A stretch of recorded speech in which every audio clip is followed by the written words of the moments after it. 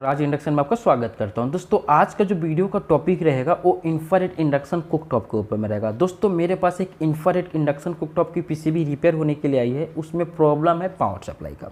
दोस्तों आपको जानकारी के लिए बता देता हूं कि जो भी मेरे पास इंडक्शन कुकटॉप रिपेयर होने के लिए आता है, पहले मैकेनिक लोग उसको बना के ट्राई करते हैं। अगर उनसे रिपेयर नहीं होता है तब जाके मेरे पास लेके आते हैं। ओके, इसमें आपको 3 प्रॉब्लम है। 3 प्रॉब्लम के बारे में पहले प्रॉब्लम को आप समझ लेना, मैं डिटेल्स में बताऊंगा। पहला प्रॉब्लम ये है कि दोस्तों उन्होंने बताया मेरे को कि पावर सप्लाई ख़राब था। पावर सप्लाई दोस्तों यहाँ पे उनसे रिपेयर नहीं हुआ तो उन्होंने मॉड्यूल को ठोक दिया, यानी मॉड्यूल को लगा दिया। अब मॉड्यूल लगाने के बाद पावर सप्लाई ओके हो गया। अब दूसरी प्रॉब्लम क्या हो रही है? दूसरी प्रॉब्लम है कि इंडक्शन तो ऑन हो रहा है, गर्म भी हो रहा है, लेकिन ये जो फ़ैन आप देख रहे हो ना, ये फ़ैन घूम नहीं रहा है, यानी फ़ैन मूव नहीं हो रहा है, रनिंग नहीं हो रहा है। दूसरी प्रॉब्लम उन्होंने बताया कि मैंने फ़ैन को न्यूल भी लगा के देख लिया, तभी भी ऐसा प्रॉब्लम है।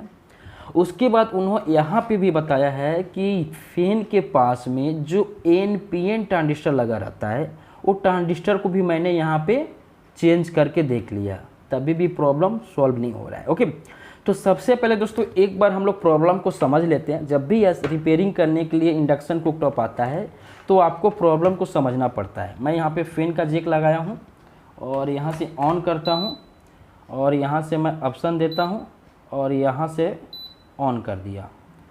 यहाँ पे हीट होना तो शुरू हो जाएगा, मैं डायरेक्ट करके एक बार दिखा देता हूँ, लेकिन यहाँ पे फ़ैन मूव नहीं हो रहा है। यहाँ पे हीट होना शुरू हो गया लेकिन फ़ैन मूव नहीं हो रहा है। ओके, अब दोस्तों फ़ैन मूव नहीं हो रहा है तो सबसे पहले आप क्या करोगे, हम यहाँ पे करते हैं फ़ैन को जैक को बाहर निकालते हैं। फ़ैन को जैक को बाहर निकाला। अब दूसरी यहाँ पे इम्पोर्टेंट क्या है आपको मैं बताना चाहता हूँ। अभी आप यहाँ पे देखेंगे मैंने क्या किया, फ़ैन के निगेटिव वाले पॉइंट को एक वायर यहाँ पे लगा दिया। अब इसको मैं क्या करूँगा, अपने मल्टीमीटर के निगेटिव वायर से कनेक्ट कर दूँगा। क्लियर? अब हमको क्या करना है, चेक करना है वोल्टेज को। तो सबसे पहले यहाँ पे मान लो मैं क्या करता हूँ दोस्तों, अभी यहाँ पे कॉइल का पॉइंट को ओपन कर देता हूँ, इसकी कोई इशू नहीं है क्योंकि यहाँ पे हीट हो जाएगा तो वोल्टेज चेक करते नहीं बनेगा। इसको मैं सप्लाई देता हूँ, मैं सप्लाई दिया। अभी फ़ैन के पॉजिटिव पे हम चेक करेंगे तो यहाँ पे वोल्टेज नहीं शो करना चाहिए, 19 से 18 वोल्ट यहाँ पे शो नहीं करना चाहिए, नहीं कर रहा है। कब शो करेगा, जब हम यहाँ से ऑन का कमांड करेंगे और ऑप्शन का कमांड करेंगे, उसके बाद दोस्तों यहाँ पे फ़ैन का जो वोल्टेज है तभी शो करे, क्योंकि मैंने फ़ैन के निगेटिव में रखा हुआ है। ओके, यहाँ पे मैं आपको बता देता हूँ, क्लियर बता देता हूँ।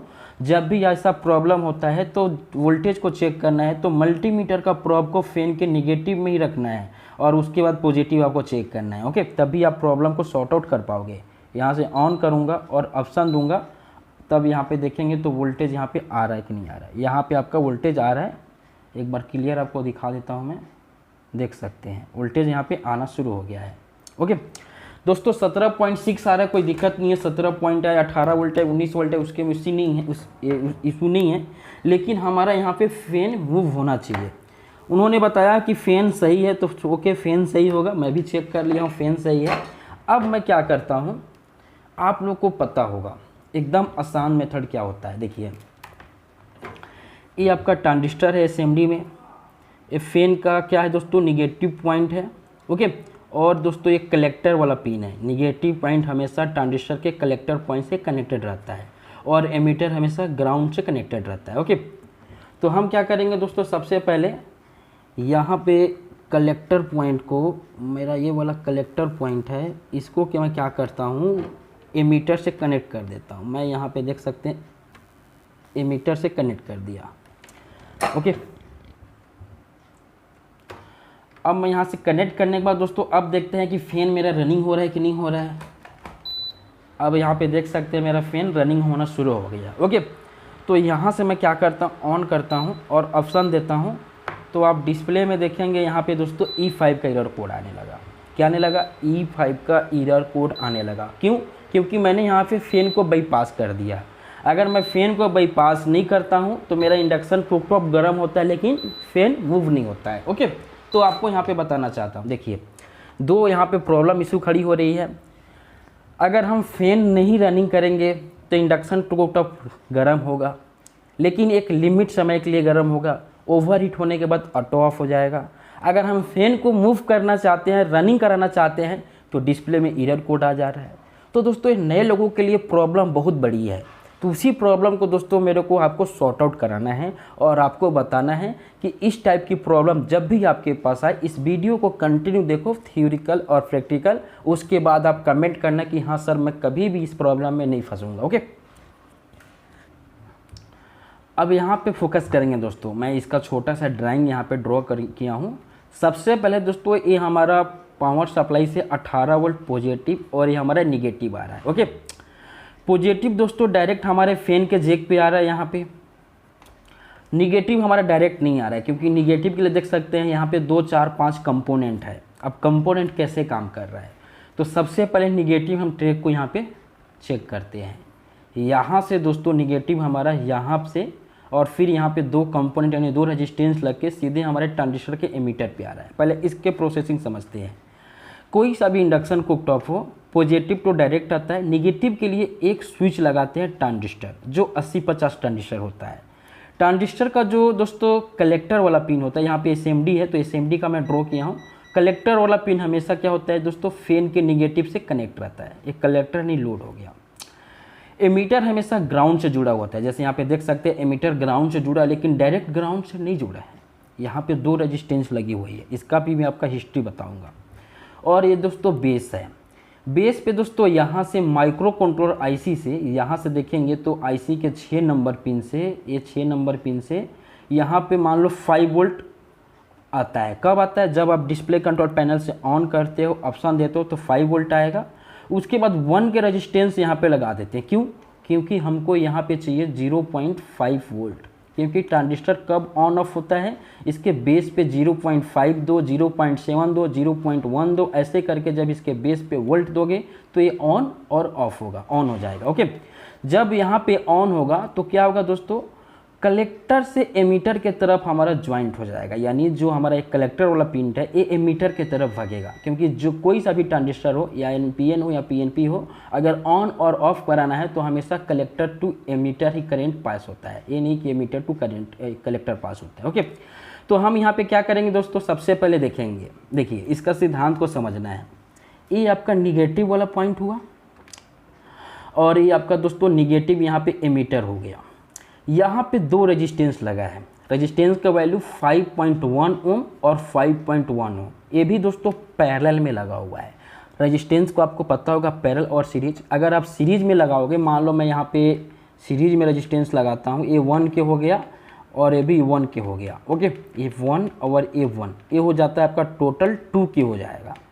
अगर इसी को हम पैरेलल में कर देते हैं, मान लो यहाँ पे मैं कर देता हूँ, यहाँ पे कर देता हूँ 2 के और यहाँ पे कर देता हूँ 2 के, तो सॉरी ये तो सीरीज हो गया, पैरेलल में ऐसे होगा, यहाँ पे भी 2 के और यहाँ पे भी 2 के। ओके, तो ये भी 2 के हो जाएगा और ये भी 2 के हो जाएगा। तो दोस्तों अगर कैलकुलेट करोगे तो इसकी वैल्यू हो जाएगी 1 के, यानी कुल मिला के ये पैरेलल में लगा हुआ है, तो ये आपका रेजिस्टेंस हो जाएगा 2.2 ओम। कितने दोस्तों, 2.2 ओम, क्योंकि 5.1 और 5.1 पैरेलल में लगा हुआ है। ओके, अब दोस्तों रेजिस्टेंस क्या काम कर रहा है भाई, हमको तो यहाँ पे डायरेक्ट निगेटिव देना है, तो इस रेजिस्टेंस को लगाने की क्या मकसद है, क्वेश्चन करोगे तो सबसे पहले आपको बताना चाहता हूँ। देखिए रेजिस्टेंस क्या काम करता है, करंट और वोल्टेज को विरोध करता है, यानी एक प्रकार का प्रतिरोध है, जो यहाँ से यहाँ करंट आ रहा है, जो यहाँ से यहाँ वोल्टेज आ रही है, इसको विरोध कर रहा है कि आपको आने नहीं देना है। तो दोस्तों सबसे पहले मान लो कि ये आपका बहुत ज़्यादा जनसंख्या है, यहाँ पे आना है, इसको कहाँ पे, यहाँ पे आना है, तो यहाँ पे क्या किए, 2.2 ओम का रेजिस्टेंस लगा दिए, विरोध किए। तो रेजिस्टेंस अपने लिमिट के हिसाब से ही तो काम करेगा, क्योंकि यहाँ पे ज़्यादा है और यहाँ पे लिमिट है, तो लिमिट के हिसाब से काम करेगा। बाकी करंट यहाँ पे दोस्तों क्या करेगा, जितना इसको रोकने का क्षमता होगा 2.2 ओम को, उतना रोकेगा, बाकी को दोस्तों यहाँ पे आने देगा। अब जितना रोकेगा दोस्तों, मान लो 2.2 ओम रेजिस्टेंस, उसको सेंस करेगी माइक्रो कंट्रोलर। माइक्रो कंट्रोलर पूछेगी, इनसे पूछेगी कि आपने कितने करंट को रोका, तो इसको बताना पड़ेगा, किसको, इस 7 नंबर पिन को बताना पड़ेगा। क्योंकि आप यहाँ पे देखेंगे यहाँ से करंट पास होके यहाँ पे आता है और यहाँ से 1 के रेजिस्टेंस लग के ये आईसी के 7 नंबर पिन पे जाता है। तो 7 नंबर पिन पे क्यों जाता है? क्योंकि इसको बताना है कि आपने कितनी करंट को रोकना। तो जो करंट यहाँ पे रुका रहता है उसको माइक्रो कंट्रोलर सेंस करता है और माइक्रो कंट्रोलर को ये पता चलता है कि यहाँ पे फैन रनिंग हो रहा है कि नहीं हो रहा है। यानी कुल मिला के आपको टेक्निकल लैंग्वेज बताऊं तो एक प्रकार का ये शंट रेजिस्टेंस है। शंट रेजिस्टेंस कब लगाते हैं दोस्तों? ये लोड है आपका, निगेटिव वाला लोड बन जाता है। जब आप फैन रनिंग होगा तो ये जितने सारे वोल्ट इधर से पास होंगे इसको कल यहाँ से तो 2.2 ओम का रेजिस्टेंस जितने सारे वोल्ट को पास करेगा और जो भी इसका समझ लो वैल्यू निकलेगा कितना करंट रोका है उसको माइक्रो कंट्रोलर ऐसी सेंस करेगा। इसका भी डीपली में वीडियो बनाऊंगा दोस्तों, बहुत काम की वीडियो है। जैसे आप आज का वीडियो देखे हो शाम तक आपको मिल जाएगा। सॉरी जैसे दोस्तों आप इसके पहले एक वीडियो देखे होंगे कि आईजीबीटी का जो एमीटर पॉइंट कितना करंट लेता है उसके लिए शंट रेजिस्टेंस लगाते हैं और प्रीसेट से माइक्रो कंट्रोलर पर बताते हैं। वैसे इंफ्रारेड इंडक्शन कुकटॉप में फैन कितना करंट ले रहा है इसका दोस्तों फीडबैक रेफरेंस आपके 7 नंबर पिन को बताना पड़ेगा। ओके, अगर यहाँ पे 7 नंबर पिन पे इसका रेफरेंस नहीं आता है, अगर आप मान लो क्या करते हो, आप सोचते हो कि नहीं मैं क्या करता हूँ सीधे ये फैन वाला वायर है ना, मैं सीधे इसके एक तो वायर लगा के, यानी मैंने जैसे आपको लगाया मैं एक वायर लगा के आपको बता देता हूँ कि यहाँ से लेके ये मेरा वायर लगा के मैं यहाँ से लेके यहाँ एक वायर लगा देता हूँ, सीधे शॉर्ट की अपना लेता हूँ तो आपका एरर कोड आएगा। क्यों? क्योंकि इसको तो पता ही नहीं चलेगा कि कितना करंट ड्रॉप हो रहा है तो एरर कोड मारेगा। ओके, तो यही सिद्धांत काम करता है। हम सबसे पहले दोस्तों क्या काम करेंगे यहाँ पे देखेंगे तो हम क्या करते हैं, देख सकते हैं मैं वायर को बाहर निकाल लेता हूँ, जो मैंने बाईपास किया इसको बाहर निकाल लेता हूँ। और बाहर निकालने के बाद दोस्तों आपको यहाँ पे बताना चाहता हूँ, सबसे पहले अगर जब भी फैन का ट्रांजिस्टर ख़राब होता है, फैन ख़राब होता है तो जो यहाँ पे शंट रेजिस्टेंस लगे हैं, जो डिवाइडर बना हुआ है, ये दोनों रेजिस्टेंस को आपको चेक करना है। मल्टीमीटर उठाओ और रेजिस्टेंस मोड में जाओ और रेजिस्टेंस को चेक करो। यहाँ पे कंटिन्यूस या समझ लो यहाँ पे नहीं आ रहा है, या दोस्तों कंटिन्यूटी में भी आप चेक कर सकते हो, कोई दिक्कत नहीं है क्योंकि आपका रेजिस्टेंस 5 ओम का है। तो यहाँ पे देख सकते हैं रेजिस्टेंस ओपन है। अब क्वेश्चन करोगे सर मेरे पास एसएमडी में रेजिस्टेंस नहीं है, तो आप दोस्तों यहाँ पे डीप में 2.2 ओम 3 ओम या कम से कम यहाँ पे रेजिस्टेंस लगाना पड़ेगा। नियम के अनुसार रेजिस्टेंस आपको लगाओगे तो सबसे बढ़िया है, क्योंकि एक शंट रेजिस्टेंस है तो इसकी वैल्यू दोस्तों आप यहाँ पे एक रेजिस्टेंस लगा दो 2.2 ओम की। ओके, अभी दोस्तों आप यहाँ पे फोकस करेंगे कि मैंने यहाँ पे देख सकते हैं दोनों रेजिस्टेंस को उखाड़ के फेंक दिया है और यहाँ पे दोस्तों दूसरा रेजिस्टेंस लगा दिया है रेड रेड रेड, यानी समझ लो यहाँ पे आपको बताना चाहता हूँ तो समझ लो 2.2 ओम की रेजिस्टेंस है। ओके, क्योंकि तीसरा कलर गोल्डन है, अगर तीसरा कलर गोल्डन रहेगा तो आप इसको बोल भी सकते हो 0.2 ओम का भी आप बता सकता हूँ आपको, 0.22 ओम का भी है। ओके, तो लेकिन दोस्तों आपको यहाँ पे बता दिया कि ये हमारा शंट रेजिस्टेंस है। अभी हम यहाँ पे क्या करेंगे, आपको पहले प्रॉब्लम तो पता ही होगा। अब मैं यहाँ पे क्या करता हूँ, सप्लाई देता हूँ। अब देखते हैं फैन मूव होता है कि नहीं होता है। अब देख सकते हैं फैन नियम के अनुसार मूव होगा। जब यहाँ से मैं स्टैंड ऑन करूँगा, ऑप्शन दूंगा तो यहाँ पे फैन मूव हो जाएगा। और इसको मैं डायरेक्ट कर देता हूँ।